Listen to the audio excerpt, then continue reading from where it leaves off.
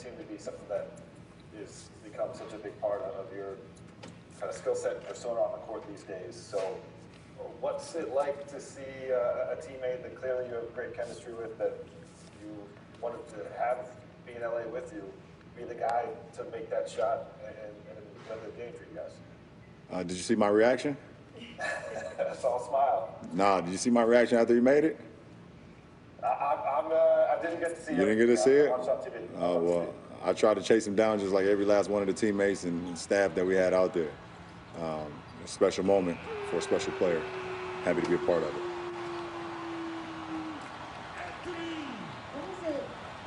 What does it take to take on the pressure to make first of all, want a shot like that, to take it, to make it? And what do you think the fact that he was able to have that kind of moment would do for his confidence going forward in situations like this?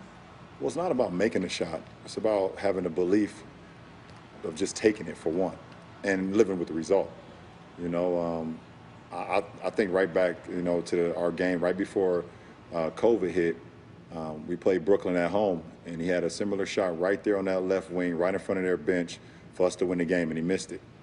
And he was down on himself, but at the end of the day, I told him, I said, listen, man, if you open, and I was able to drive that particular game and find him wide open, and he just missed it. But it's just the confidence to take the shot.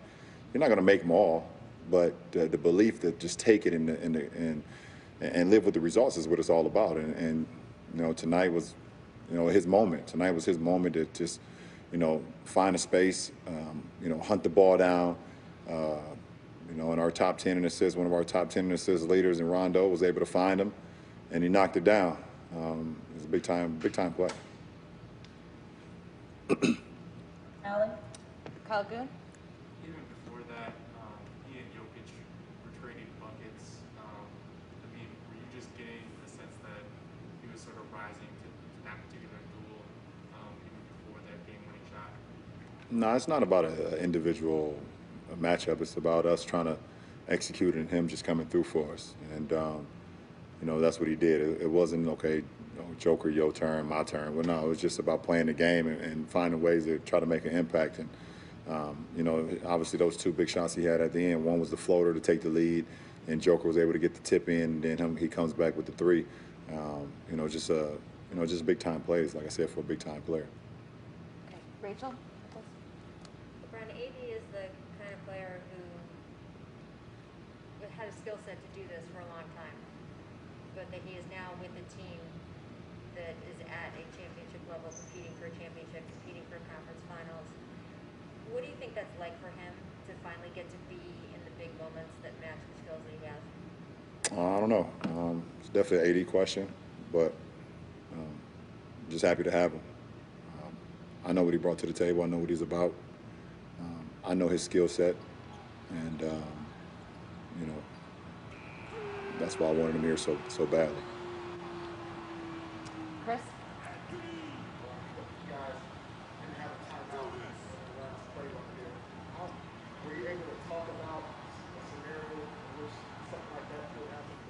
No, that's what this floor right here that we're on right now is all about. It's the practices, it's the shoot-arounds, and we talk about every single scenario possible. Up 3, down 3, up 2, down 2. Do we have a foul to give? Do we not? Do we have a timeout? Do we not? Are we going full court, half court, BOB, which is baseline out of bounds, SOB, sideline out of bounds? You know, you talk about all those things. And if you want to be a championship ball club, you have to be able to do that on the fly. So knowing that we didn't have a timeout, we were able to get into a situation, into a set that we've worked on in practice and get right to it. And the first option was for me if Doe saw me over the top. If not, the AD flashes, and the rest is history. Dan? LeBron, you said it's not making the shot, it's taking it. Caruso stepped into the shot similarly, took it right away. He's been really vocal in huddles and stuff like that. Where does he kind of fit on your leadership hierarchy on this team? How valuable is that part of his confidence to speak up and step in and take a shot? When you're trying to play high-level basketball, you got to have high-level IQ players, and he's one of them. And not only does he have high-level IQ, he also plays with a high energy. And we know we're going to get out of him every night. It's not about him making shots, but we know he's going to defend, and he's going to play at a level that he's capable of playing at, and we all know that once he checks into the game every single night. So we know what to expect out of him, and to be honest, when he makes shots, it's extra credit for us. But he puts that work in on his offensive skill set to get better and better, and we love everything about him. Willing leader, too, it seems like. Absolutely. Absolutely. All right, we'll throw it back to Tanisha. Mike Trudell? Hey, LeBron, Mike Trudell in LA. If I could jump off the court for a second, if I read the sweatshirt correctly, it said change isn't made from watching on the sidelines. You're more than a vote sweatshirt that you wore on the way in. I just wanted to ask you about that and where your mindset is as this one continues, and where your mind is outside of the court. Oh, for sure. I mean, I know we're here playing the game, but I'm not losing the fact of what's important as well. And more than the vote is about protecting black voters and voter suppression that goes on in our communities.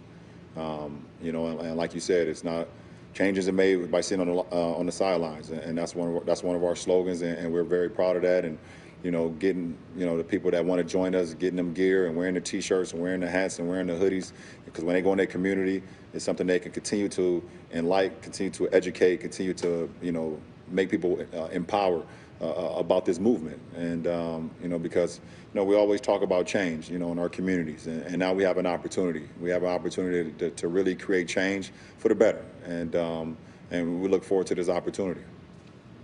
And if I could flip back to the court, going back to 2009, remember the bank shot, of course you do, but the shot against Orlando.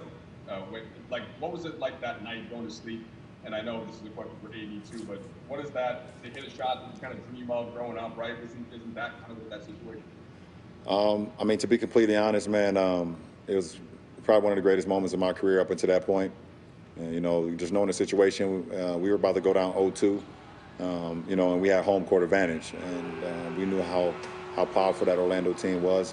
Playing against actually my teammate right now in Dwight. So, for me to be able to hit that shot, it was a huge moment for me. I'm still a young kid at the time, so big time. The one thing I wish AD had tonight with the shot that he made, I wish we were playing at Staples. We miss our fans so much, and I can only imagine, I probably would have blew the roof off Staples Center, AD hitting that shot tonight in Staples with our crowd. I would have loved for him to have that moment, because I know what that felt like for me when I was able to hit that shot, as you mentioned, versus Orlando in the Eastern Conference Finals, Game 2 at the buzzer. Last few questions. LeBron, AD has talked about just how much he's leaned on you throughout the playoffs. And obviously he's played outstanding in the Western Conference Finals. I'm curious, what's the biggest thing that you've tried to instill in him during this time? I think just staying even keel. That's what it's all about. The playoffs and the postseason, and the more you advance into the postseason, the emotions and the adversity, and it's going to be a roller coaster at times. And if you could just, no matter if you're up, no matter if you're down, being able to keep your composure and keep your mindset on the main thing is very important. This is the furthest he's gotten in his career up until this point, and I'm just happy to be here with him to, give any advice for him to lean on me, or, to be completely honest, in the second half, I leaned on him, and he brought us home, so I just try to set the example early on, and we leaned on him, especially in the fourth quarter, and he brought us home. LeBron, Anthony came to LA asking for this pressure and asking for this kind of burden to be a great player in the playoffs. This is obviously a process that you've gone through. What is the challenge for an athlete, both to ask for that, to seek that out, but then also to perform when that moment comes? I don't know. I think for me personally, it's always been about the man in the arena. The quote from Theodore Roosevelt. It's about the guy that's in the arena, that's gone through everything, the blood, the sweat, the tears, and in our situation, the competition. But it's about the work that you put in and the belief in yourself.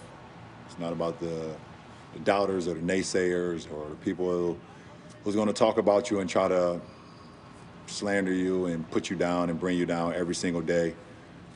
It's not about them, because they've never been in the arena. They don't understand. So, AD, he know how special he is. And when he don't, I'll be the first one to tell him how special he is. And, you know, he wanted to be here. I'm happy he wanted to be here, you know, because if he didn't, we wouldn't have a moment like tonight. So that's what it's all about. But, you know, you put that pressure on yourself when you don't really care about what other people think. Because what other people think, it doesn't really matter, because they don't understand. Anybody can talk from outside, but if they got into the ring or they got into the arena, probably 10 times out of 10, they shit the pants. All right, thanks, LeBron.